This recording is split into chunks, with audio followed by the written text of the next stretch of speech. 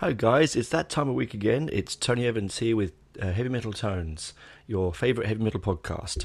This is a little pre-intro thing to say that it's coming up to my 50th episode. Who would believe it? 50 episodes of this old bugger speaking about all sorts of stuff. Anyway, it's coming up in about 3 or 4 weeks' time. I'd love you to all jump on to my Facebook page. I'll put the link below in the show notes.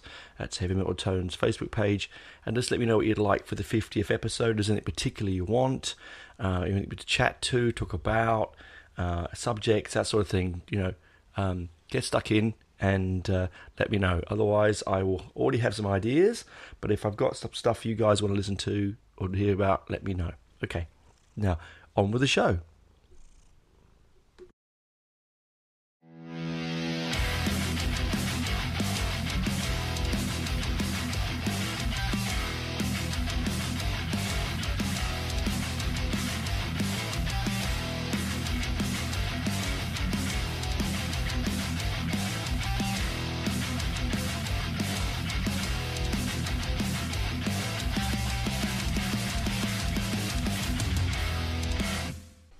Welcome guys, this week's episode of Heavy Metal Tones. You've just heard me in a little intro asking you to come and give me some ideas, so do as I tell you, please. Jump on and let me know. Anyway, this episode is, as you can tell by the thumbnail and the headline, it's about my favourite Ozzy Osbourne solo album. It's not one that people would expect it to be, and it's not one that people genuinely like. Oh, by the way, I have a little visitor today in the recording studio. I've got my little pet cat Phoebe here. She's a big purrer. So if you hear her purring in the background under the mic, it's just her being happy sitting on my lap. We never know, she might jump off and smash everything if she gets startled, but at the moment she's just settling down. Anyway, so it's No Rest for the Wicked, right? So it's Ozzy Osbourne's 5th solo album after leaving Sabbath. And it was released on the 28th of September 1988. Okay, it was reissued in 1995 and again in 2002. It reached 13 on the US Billboard chart, and it was the first time that we get to hear Zakk Wylde recording with Ozzy, or recording in general. Now, a lot of people do say to me that I have some very strange choices in favourites, often the off-kilter, not the ones that most people listen to. Or rate, and I think for me it's an emotional.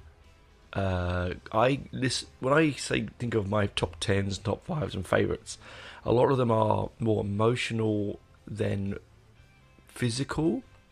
So I bought the album when it came out on cassette, I believe. Yes, I did, and then again on on CD, and it was really important time because I was about to leave school, and I was sort of getting into the real heavy scene, which was sort of, as you know, in the late 80s was sort of a bit dire. Really, it was sort of just coming up to the grunge phenomena was sort of creeping in. You'd had your pseudo electronic pop for some time. R&B was reigning supreme. Heavy rock was something that your dads listened to, and they made that horrible term AOR, just adult-orientated rock. I can't stand that moniker. It's one of my least favourite things. If I see things ticked with that, I tend to, I've not walk away, but I tend to take a deep breath. Anyway, so it comes out. I bought it at our price in Brent Cross, North London, and I put it on. And I remember I didn't hear any of the singles from it. I didn't really. I think Miracle Man was a single off of it. I didn't really go into it knowing. I was one of those people. I still am. Just buy the album. At the end of the day, pennies not going to change your life, and it might change your life, you know what I mean, like musically, but it's not going to make you bankrupt most of the time. So I bought it with my pay packet. I wasn't getting paid much. It was on £1.25 an hour. If you think about it now, it's criminal, isn't it? And that is a long time ago now, though. And minimum wage has changed in the UK. And so, it's his fifth studio album. It's very much hindered, or in most people's views, by the recording sound, the studio, the mix, the eclecticism of the lyrical content. Some people say it's a bit too not digital because it's pre-digital, but too clean. Some people say it's a bit stop-gappy. Well, for me, it's the perfect follow-on to his previous album, which was really kind of... It was very weak. I didn't think Mortal Sin was a really strong album. I thought it was sort of a little bit... I'm going to put my tea down. Excuse me. My camel up, I can't much room. I thought it was a little bit insipid, to be honest. Did you notice my ever so slightly silly error there? Not Mortal Sin, Ultimate Sin. I was thinking of something else, different band. Yeah, it was an insipid, blandish album that I can't tell you. I think I've ever played probably more than 3 times. Again, some people love that album. I think it's a terrible cover because it's very lightweight. Even Ozzy thought it was very lightweight and underproduced. Anyway, so Ozzy then has had several guitarists since leaving the immortal Black Sabbath, of course, the legendary one and only Randy Rhoads, then Jakey Lee, and then we have Zakk Wylde. Now, Zakk Wylde, what do I think about Zakk Wylde? Okay, I saw Zakk Wylde with Black Label Society at Soundwave. So for your overseas listeners, it's the Australian version of Download, or it was a metal and punk festival that went over 1 to 2 days. I saw them on a small stage, and it was probably about 150 people, and I was right at the front, and he came entered the stage wearing an Indian red feather headdress, and he's a polarizing character. We all know how we feel about Ozzy. I'm not going to talk about how we feel about Ozzy. That's a whole different thing. Let's talk about the people around him in this album. So, Zakk was... he's a very, extremely talented guitarist and has created a sound. I think he's created Ozzy's modern sound. He's post... I think the post Jakey Lee sound definitely is him. And look, the story goes that he recorded some music, and how he did it for his demo, he recorded into one boombox, and for you youngsters, that's a tape deck. And as he was playing back the previous piece, he soloed over the top and recorded it onto another. So it was early form of double tracking. He had big blonde hair. He looked like a sort of Randy Rhoads knockoff. And he sent the tape to Ozzy, and Ozzy chucked it in the pile, went on another Randy Rhoads. I don't need someone like him. He was looking for something different. And Sharon's like, no, give this guy a listen. And, of course, the rest is history. He got him to come down to apparently, Zakk Wylde said that he thought when he got a call from Sharon, he thought it was his mate's mum fucking him about. And it wasn't until he got the plane tickets in the mail that he realised, shit, he's got to go down for the audition. So he went down and auditioned, and of course he got the part. Ozzy being Ozzy is fantastic. He says, and I quote, "When I first saw his photograph on the tape, he looked like a Randy Rhoads knockoff. Now he looks like a member of the Taliban." Which I can sort of see, right? The difference, though, I think between... Oh, there she goes. The difference, though, I think between sort of Randy and Zakk, and even Jake, is that Randy was had neoclassicism in his soul. So, like, Randy was always... wherever he went, he was looking for guitar teachers, and he wanted to be a guitar teacher himself, and he wanted to go to university and study classical music. And so in his soul, he's a classicist. Whereas Randy, Zach, even though he copied,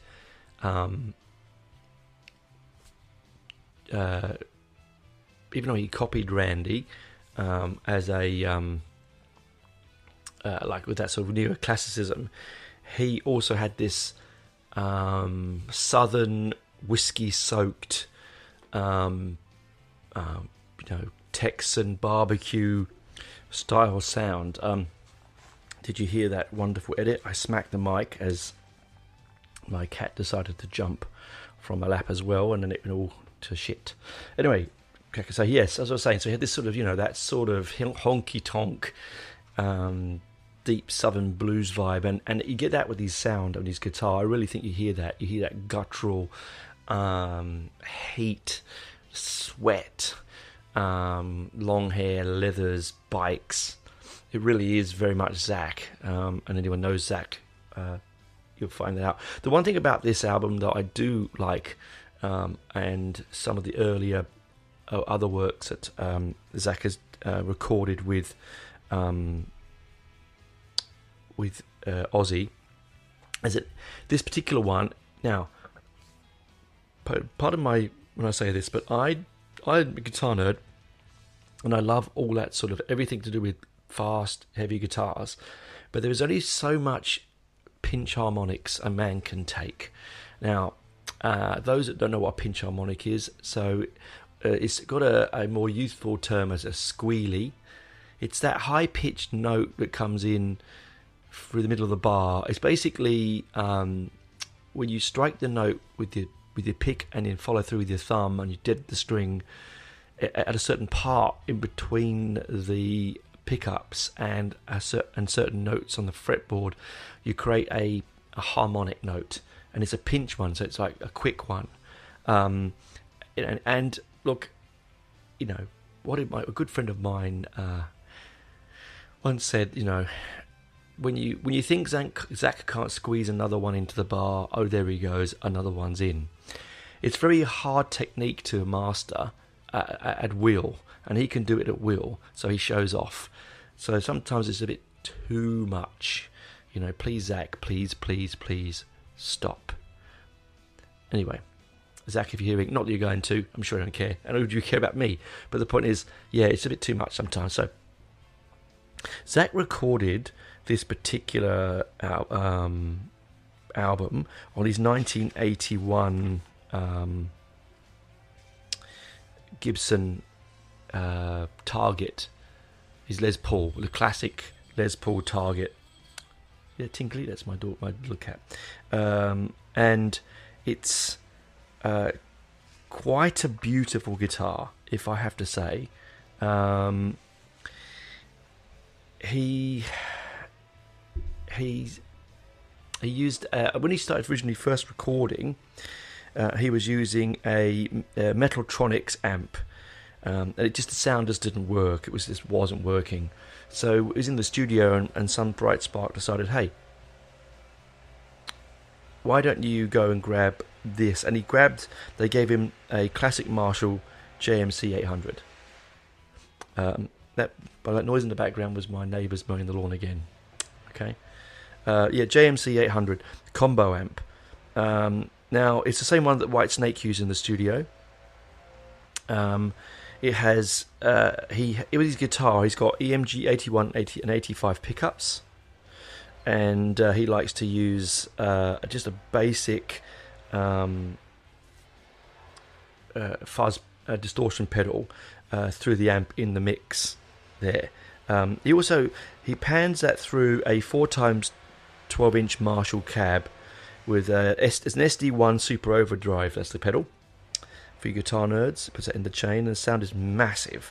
Now, I think that particular cab for speaker nuts is either a black. They're either black backs or green backs. I'm not quite sure. I haven't checked yet. 1 second. I'm just going to pause and shut the door. That is really irritating me. Okay, guys, we still might see it or hear it. Sorry if we do. Many apologizes. I'm making up words. Many apologies for that fact. It's just a fact of living in a house which gardens, and the gardeners like to mow lawns, and the time of day I've got to record is this time, so that's where it is. So as I was saying, let's say greenbacks or blackbacks, I'm not quite sure. Greenbacks have a much rounder sound, and blackback speakers have a much deeper sound. I'm probably going to think in 88 these are probably blackbacks. Greenbacks are quite hard to get hold of. Anyway, so Zach decided that when he came to this album, the recording, he was going to pull all the stops out. He's going to do sweep picking, harmonic minor scales, diminished scales, tapping, pentatonic scales. I think that a little bit of chicken picking as well, which is really sort of belies his country sound that, you know, I was mentioned before. That's a honky tonk blues driven bayou sound. I think it's his best work with Ozzy. As I said before at the beginning, you know, this sort of music is so subjective, isn't it? I don't want to be, you know, lying to you and saying, oh no, my favourite one's, you know, Bark at the Moon or Diary of a Madman. Yeah, they're amazing albums, they truly are. But the one that sort of sings and resonates with me is this. I mean, you think about it. There's someone in 30 odd years' time again, like with me, is going to get very, very gooey over Slipknot, you know, or Tool, or something awful like Ghost, or bloody Limp Bizkit, or something like that. They're you know, they're going to be, you know, and someone else is going to be talking about it, and they go, "What are you talking about? It's rubbish." And it's because that they came to it in that emotional period in their life, and it does create a sense of good a feel good factor in them. Anyway, back to where I was. Okay, so it's a really interesting. The album itself has some very gifted alumni on it.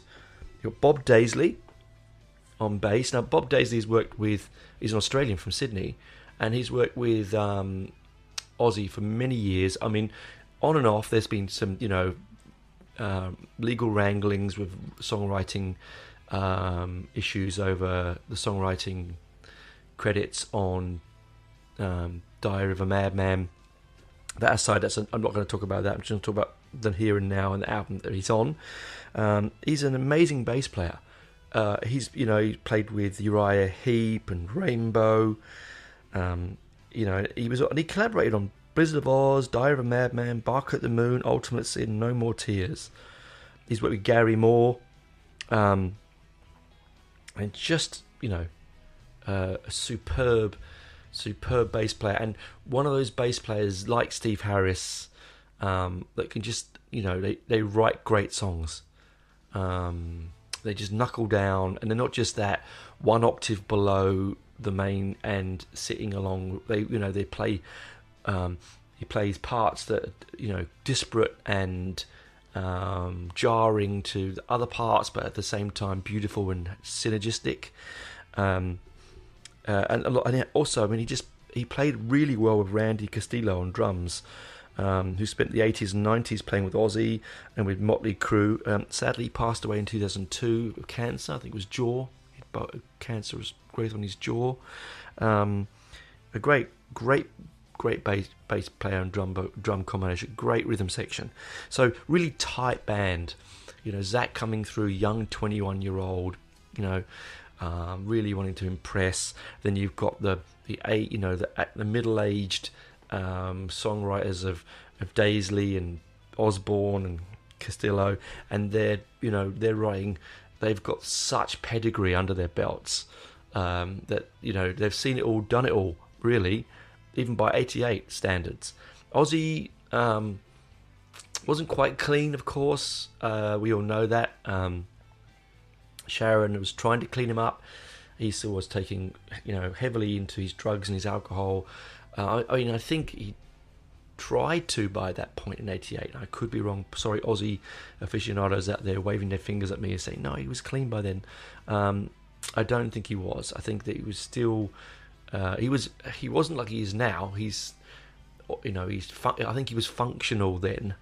And I think Ozzy now, to be truthful, God bless the Dark Lord's soul, he's not that functional now.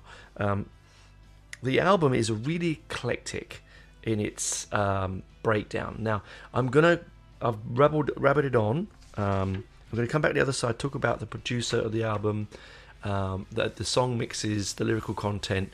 I'm going to go and freshen my cup of tea. I've gone well over my time. I should usually get a break in by now, but you go and get yourself a new drink, and find the album on Spotify if you want. Listen to the album before we chat about the songs, and then we'll see what your opinions are. Anyway, talk to you on the other side, guys. Bye.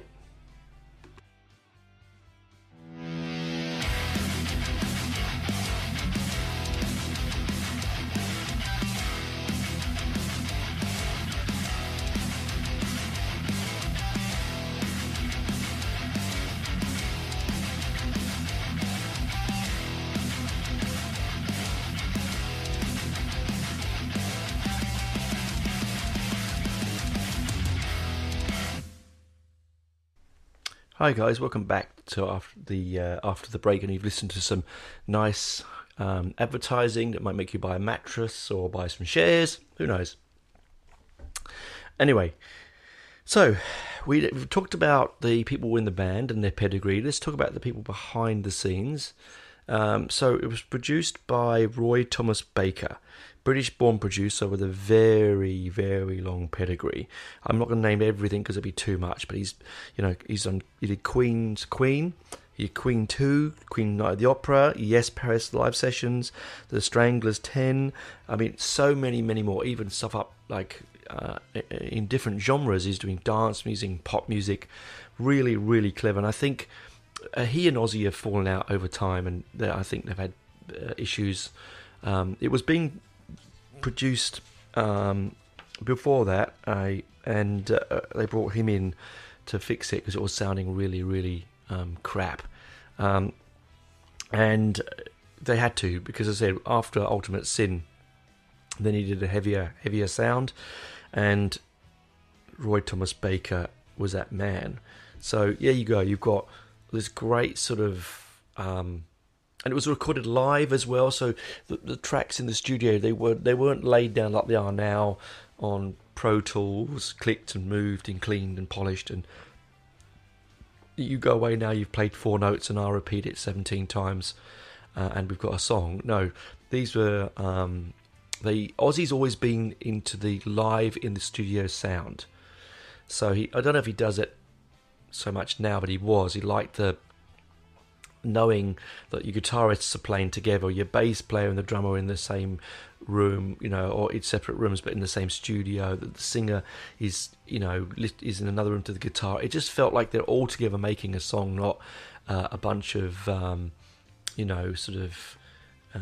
flying by nights, jumping in, jumping out, making it and going away, which often is the case, I think, with modern music. I've talked about it before. It's a different subject. I won't talk about it now. My dislike for extremely cleaned click track music. We all listen to it. We all will not, sometimes you forgive its sins and just listen to the music for the music's sake. But there are other times when I can hear it and it hurts me. It just does. Anyway, so we've got this great producer. We've got this great guitarist. We've got a great bass player and a very good drummer.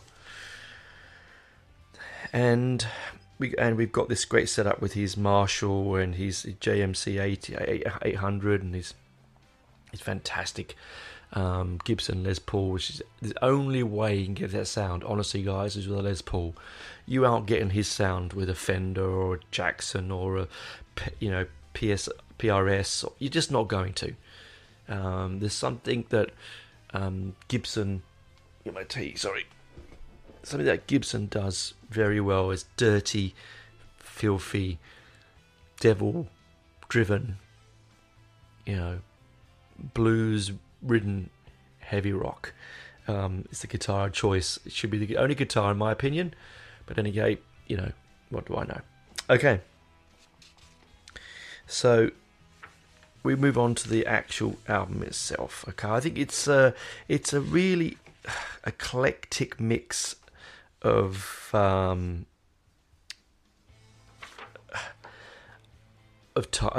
titles. Okay, I'm going to read them through to you. You probably all know them anyway, but I'll read them through. Look at this. Shuffle, shuffle, shuffle. See, I do have notes, Kempton. I do have notes. Starts with Miracle Man. It runs in at 3 minutes 44. You've got Devil's Daughter, Holy War, 5:15. Crazy Babies at 4:15. Breaking in All the Rules at 5 minutes 15. Bloodbath in Paradise, 5:03. Tattooed Dancer, 3:53. Demon Alcohol, 4:30. And last but not least, Hero at 4:49. So they're not long songs. They're not hanging around. They're not progtastic moments of orgiastic keyboard solos. They are perfect length rock and roll, heavy metal rock and roll. And, Ozzy comes from that blues background when it was the Earth Band. Teddy Boy. Sorry, not Teddy Boy. Wrong thing, not Teddy Boy. It was a Bother Boy, which is like the Skinheads. And he paused dramatically on his life experiences with most of his songs. There's Ozzy. Miracle Man, it's just about, someone who's selling snake oil, blue medicines full of green smoke, as my dad would say, bottles of blue steam, the kind of guy that would send you down when you worked in a factory and it was your first job at a 15-year-old. He'd send you down to the guy that owned the stores and ask for a spirit level bubble, or some sparks for the grinder, or some steam for the kettle, that kind of thing, or a long stand. Those kind of people, it's about that sort of swagger that they have. And this sort of lyrical content tends to find itself all the way through the album. You got Devil's Daughter, Holy War. So that one is a little bit more of an interesting number. It's one I can't get my head around, to be honest with you. So the lyric is like, well, I know where you live. I know you live alone. I'll pay a visit in your darkest hour. Got to treat it store, won't be the same no more, and I'll demonstrate my holy power. And then the chorus is, I see through you. I see through what is inside you. I'll make you break down and cry. Devil's Daughter, you don't want a holy war. Honestly, I'm not quite sure. It could be about issues he had with Sharon, because he may have been having marital issues then. It does sound like a relationship kind of thing that's sort of mixed in. Your future days have passed. No use in fighting battles you can't win. The final conflict's lost. You can't afford the cost. Don't try expiate your father's sins. That, I think, is Sharon, because her father was a famous record producer, and I think maybe they were having troubles. I mean, again, I didn't dig into that one because I was digging more into sort of the production of the albums. If anyone out reached out and let me know if that's the case, it makes sense now looking at it. I'm doing this live, by the way, folks, off the cuff. I'm reading the lyrics as I go, straight from Spotify. And then we've got, Crazy Babies. Crazy Babies is another one that sort of eludes me a little bit. Crazy Babies, Never Say Die, Born to Live on a Permanent High, Flying high above the world below, it better come down soon, or everyone will know. Look, again, that's a drug thing. I mean, was he drugged? He probably was at the time, or drunk. It sounds like a reference to being high and drug references, which, yeah, again, nothing to shake a stick at. It's Ozzy, right? It's just the way it is, with him. You are what you are with Ozzy. You get what it says on the bottle, what it says on the tin. Breaking All the Rules is probably one of my favourites on the album.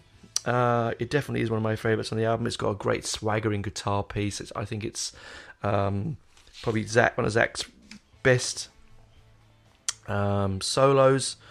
It's just really strong. Lyrically again, well, I know I could be just another stranger, but to you I guess I'm just another fool. Breaking all the rules. I mean, again, is it to do with these relationships? It probably is. It really probably is. My head's so full of things, I set my mind free of them. I'm breaking all the rules. Yeah, again, he probably, if he was going through a tough relationship moment in that particular time in his life, then he would have been taking more drugs to cover up his sadness, which is, again. But I said that's one of my favourite solos on the album. Let's have a look at the next one. We got Bloodbath in Paradise. Okay, this has a great swaggering opening piece. Okay, so if people that listen to this podcast enough will know I like really filthy, dirty rock and roll, right? I do like clean, well-polished music, but I like stuff that's really, sounds like it was made by the devil. I mean, that it sounds like a stupid thing to say, but you know what I mean. I'm not a believer in the devil, but it has that grit, that grime, that underproduced, almost poorly played to some extent, and you get that sort of thing with Bloodbath in Paradise. I like the middle eight refrain in this song. It has a really hooky middle eight. Lyrically, again, you're coming home. There's blood on the walls, and Charlie. Okay, that's straightforward. We know what that's about. We know that's about Charlie. That's about the Charles Manson. Okay, those that are not sure who that is, young people listen to this podcast. In the height of the summer of love, Charles Manson and his family, a bunch of drugged out neophytes, went and on his command butchered a pregnant Sharon Tate, who was then married to Roman Polanski. He killed her unborn child, and other people at the party that they invaded. If I've got any of the wrong, those I've washed over. A very horrible, tragic story. I'm trying to keep it a little bit light, guys, but it's basically about that. All right, and Manson died in prison only a few years ago, unremorseful, and a nasty piece of work to the end. And it's again, the lyric is very well done. It's very Ozzy. The California sun, but you're still in bed, and the California rain is turning red. No sign of life on the Keepers of Doom in Charlie and the Keeper's Scarlet Room. Can you hear them in the darkness? Helter Skelter, Spiral Madness. That's a beautiful line, because Charles Manson blamed the Beatles song Helter Skelter for him to going on his killing spree. Squeal, piggy squeal, and all that stuff. Because at one point or another, Charles said the devil was making him do it as well. All this sort of stuff. We know it's basically just a very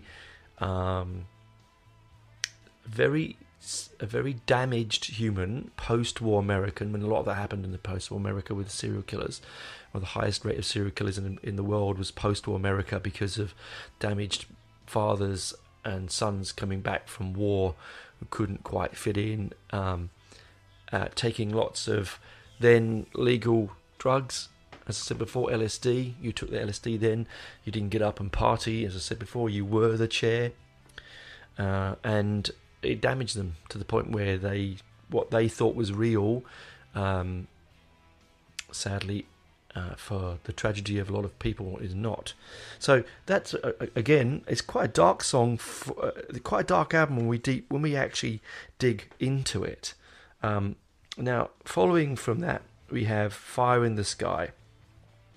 Fire in the Sky Okay, let's have a look at the lyric on Fire in the Sky. The introduction to his heartache began as a child. It's no wonder that he grew up so wild. So he protected his feelings in the walls he imagined, but castles crumble, exposing your frightened child. Yeah, Fire in the Sky. Now, like, again, that could be anything. It could also be a Manson reference. One of a great line. Now castles crumble, exposing his naked flames. Yeah, Fire in the Sky. Can't you see them all? Castles are burning. I think it's just a beautiful line. It could also be to do with things like the Reformation or the.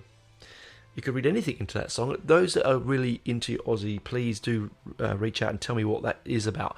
Personally, this album is not about in-depth sort of what's the word? In-depth pathology of the songs, lyric. I just want to see how I feel. And I feel this song is one of my favourites. Fire in the Sky. It's just that Ozzy's lyrical refrain on all the songs in this album. I've made notes here actually. What did I say here?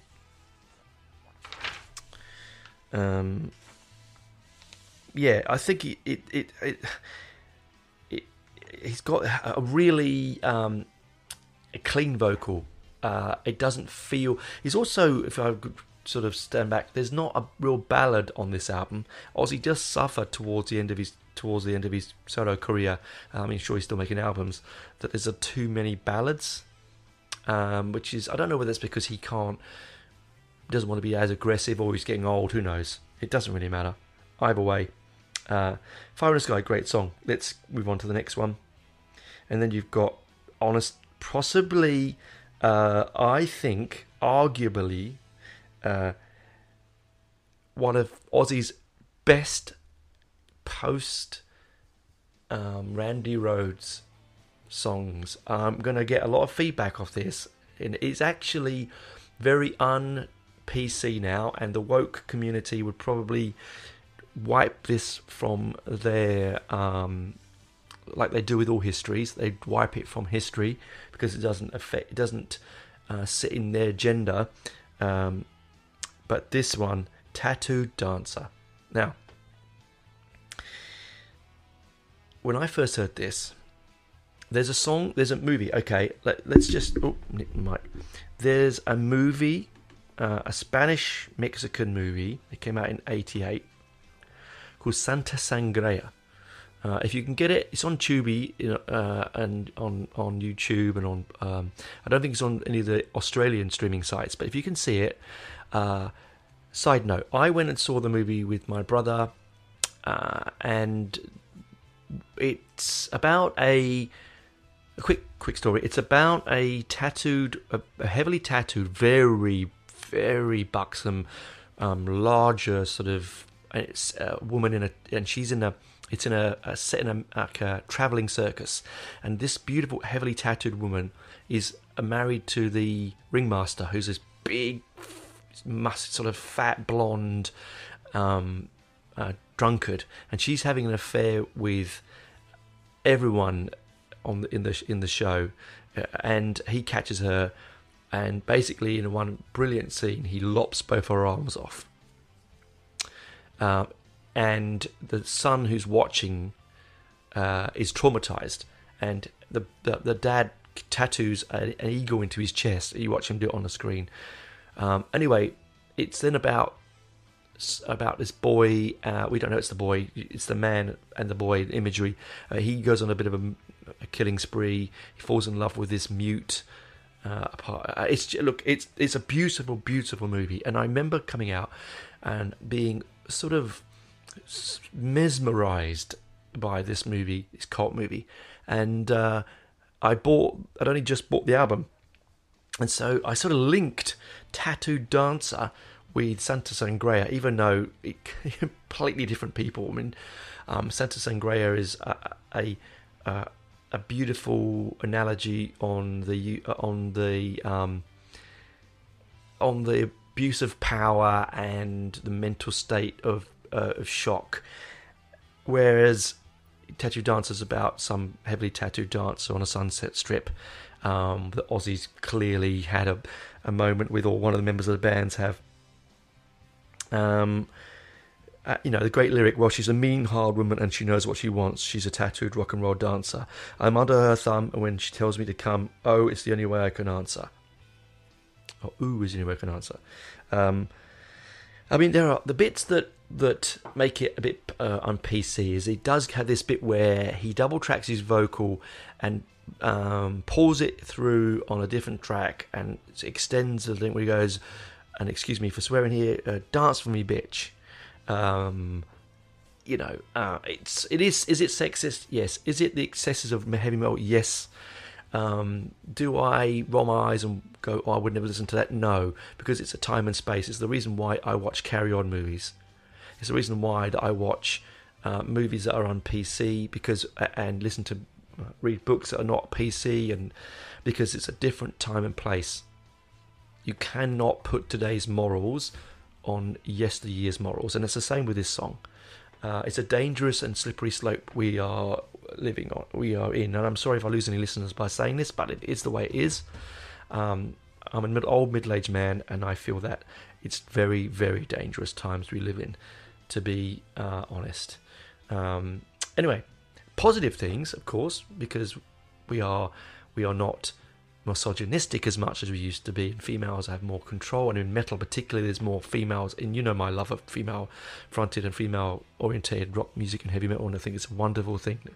There is a gender and sexual equality within the music, but there's also a point where in the past this is a different time. Anyway, rant over, I'll get off my soapbox.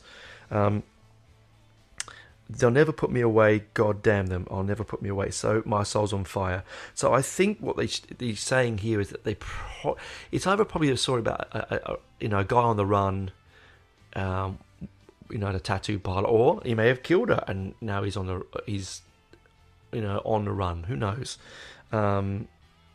It's just a brilliant piece. You do get a lot of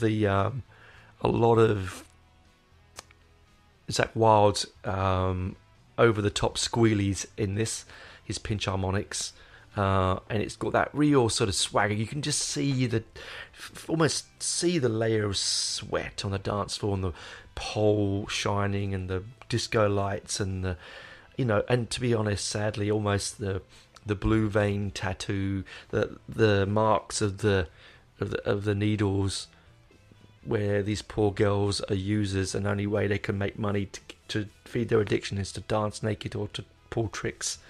And these rock and roll fiends feeding them for their own altruistic and voyeuristic outcomes.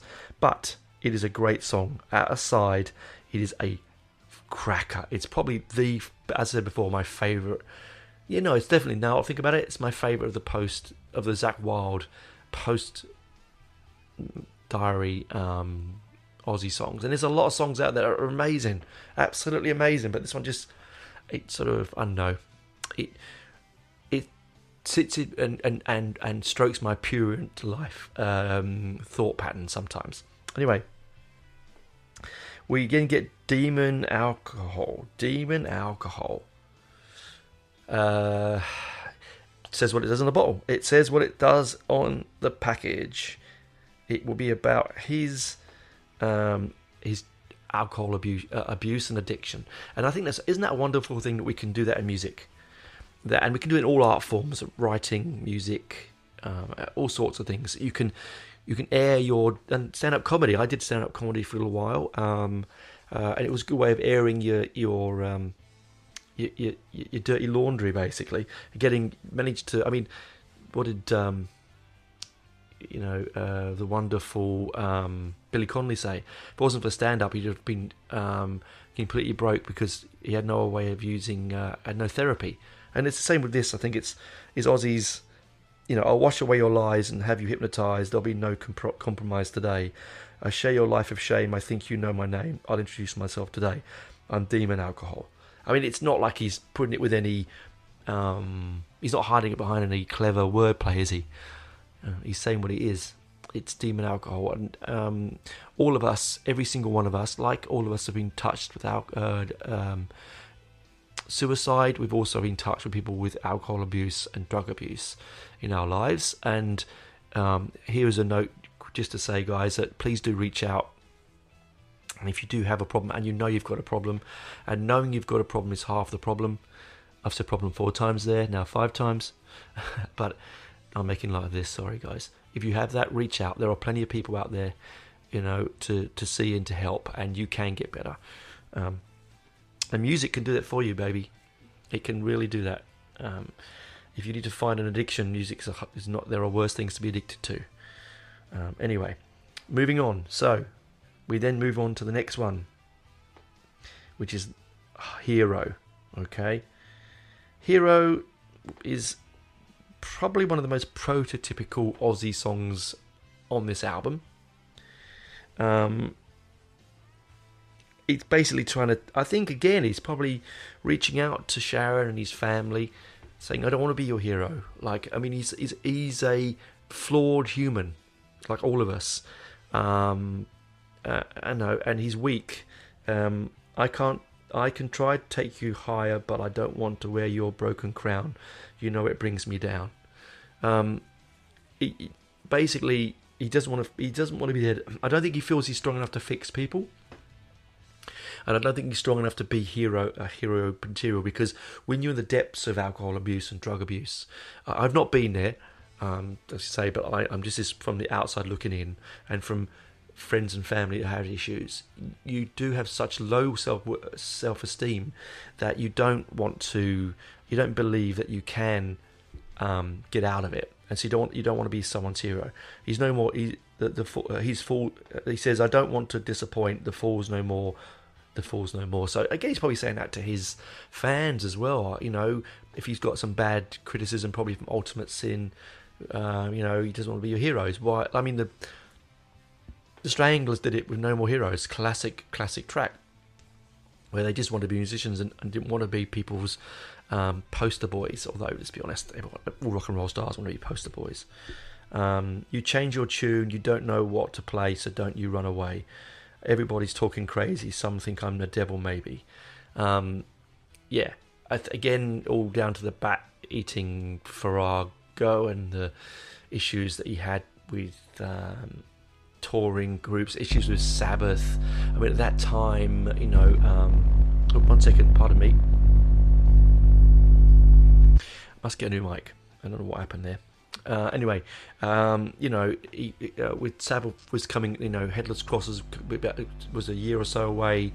They'd been recording with Tony Martin for years, hero of mine, and Sharon didn't like it, so Sharon and Ozzy decided to write them out of history. And Ozzy, I think that would have hurt Ozzy a lot, because, deep down, even though they had animosity, they had created beautiful music together. And a history as well. So it's probably something to do with that, as part of it, saying to these Sabbath fans, I'm not your hero. Don't look at me that way. I mean, am I reading too much into it? Maybe I am. And then we end the album on Liar. Now, Liar has his refrain in Liar is one of the best of the post Sabbath era tracks. It has that sort of, I'd call the ballad of the album. You ask me to the time of day, I tell you I don't know. In darkness I'm light years away, the voices come and go. Save me all my life, I've been a liar. Burning bridges in the rain, the crying embryo. I seem so blissfully insane, but still the pain won't go. It definitely is. It definitely is. Really, we're coming into the depths here. I think he's really searching his soul in his album. These songs on this album. He's had some fun, Like, I didn't mention it before, so I did make the note, and I wasn't on the right piece of paper, but like Miracle Man, it's basically about Jimmy Swaggart. Those that know who Jimmy Swaggart is, he's a preacher, was a preacher, And he's basically he drove people into a fervent frenzy of religiosity, and took lots of money from the church, and he was sort of a TV evangelist, okay, and the church saw him as, people see him as a sinner, other people see him as a saviour. In fact, I have family friends who saw Jimmy Swaggart when he played at Wembley Stadium many years ago. How I know that is my friend Mark, yeah. No, was it Mark? Yeah, Mark. Sorry, I'm looking at the distance there. Another Mark, I've got loads of friends called Mark. It's a generational thing. His parents were really religious, which was interesting. You say they were really religious, but his dad had a big stack of softcore porn mags on the side of his bed, and I used to go to his house, and when his mum and dad were out, and we'd flick through these copies of Razzle and Mayfair and Penthouse, and I remember once we looked through about 10 of them, and I put them back on the bedside table like they were stacked there, with very suspicious adverts for sex toys cut out from them as well. Anyway, you won't. It's one of those things. Each into their own, baby. Each into their own. And I remember we were sort of playing on his Commodore 64. That tells you how old this was. And he came in, his dad came in, and his dad was a really nice guy, really lovely guy.